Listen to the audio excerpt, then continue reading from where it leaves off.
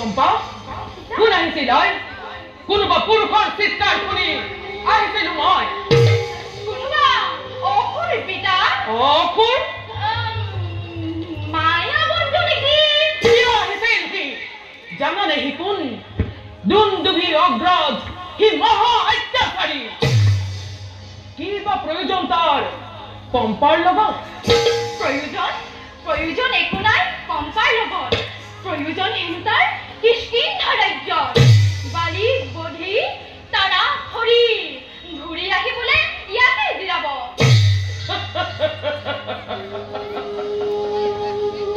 বালিৰ বধি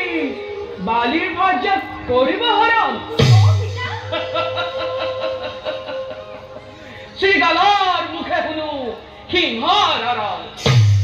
মই কওঁ শুনাই বালিয়েহে বধিব মায়াক পিতা তুমি বাৰু জানা কেনেকৈ শুনাই মই বংশী দানৱ দুন্দুভি এদিন যুদ্ধ আশা কৰি গ'ল বালিৰ ৰাজ্যত যুদ্ধ হ'ল মহাযুদ্ধ সেই যুদ্ধত মৰিল দুন্দুভি খঙত উন্মত্ত হৈ বিজয়ী বালিয়ে দুন্দুভিৰ মৃতদেহ দূৰলৈ দিলে দলিয়াই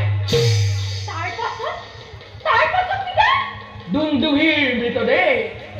চক্ৰাকাৰে ঘূৰি আকাশত পৰিলেহি মোৰ আশ্ৰমত কেৱল পৰাই নহয় অসুৰৰ মুখৰ তেজেৰে